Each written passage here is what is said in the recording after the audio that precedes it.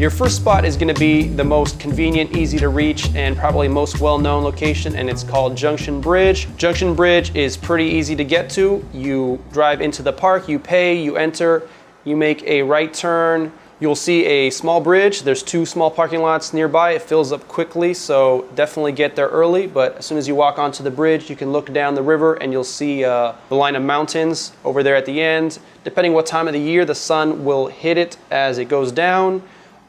If you're lucky, you might get some clouds doing some cool colors. I personally wasn't that lucky on my trip. I just got a little bit of color on the mountains, but it's definitely a shot worth getting. You can set up time lapses, long exposures, and as you can see on this clip, it gets fully lined up with people, and you kind of want to get in the middle so you have that leading line of the river going up to the Watchman Mountains in the back. The next location is called Canyon Overlook. If you continue up the road, the main road that goes through Zion, or if you're coming back from the other way, it's about halfway up through all the turns, right after the tunnel if you're going up the mountain, right before the tunnel if you're coming down. Best time to get there is sunrise. One thing I noticed though is I usually try to arrive an hour early to whatever location I'm trying to get to, but since it's a canyon and since most of the locations in Zion are canyons, one thing you'll notice is you won't have to get there that early because the sun won't peak over the canyon until probably an hour, half an hour after actual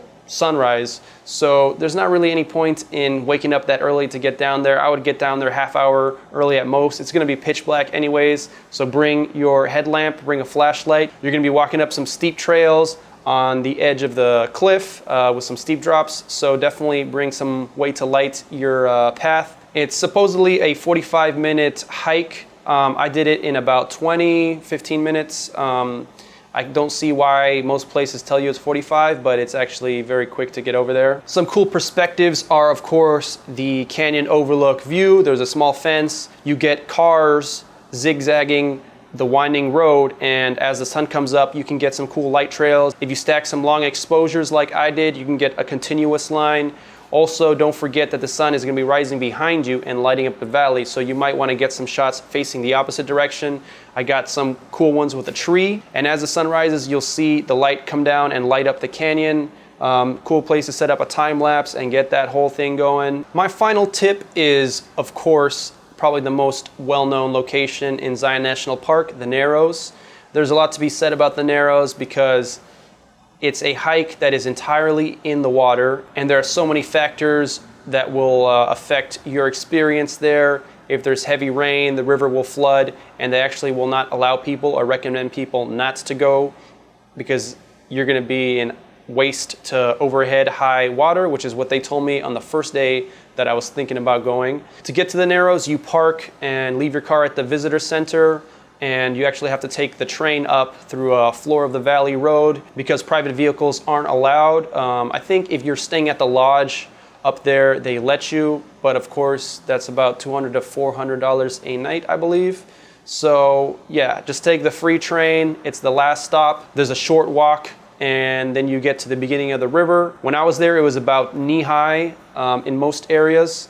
Some recommendations as far as navigating is bring your tripod, of course, and use it as a walking stick. I think you can rent boots and a walking stick at one of the locations in the park. I'm not sure what the prices are because I had my own waterproof boots, but I used my tripod as a walking stick. Definitely needed it because you're wading around in water and you're not sure if there's slippery rocks underneath, and you don't want to stumble and fall over with, I don't know, I had like 50 pounds, a few $1,000s worth of equipment in my bag. Wasn't gonna risk it. The main thing about shooting photos in the Narrows is you're basically chasing the light.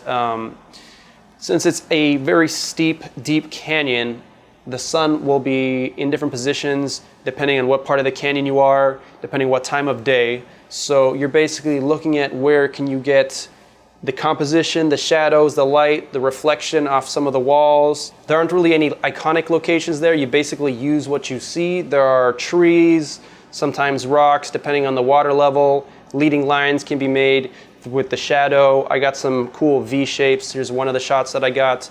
A few time lapses. One of my recommendations is definitely to get there early. You can pretty much make a day out of it if you're trying to reach the end of the Narrows. I only made it to the main junction area. I was told if you take a right, there's some cool waterfalls and cool things that they don't have on the left side when you reach that fork.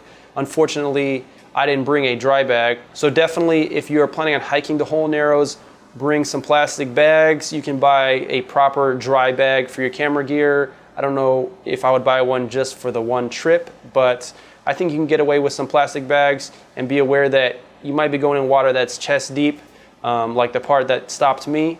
And if you got your gear in a bag, it's up to your own risk tolerance, but you might be able to kind of make it out there and explore. Definitely a cool spot.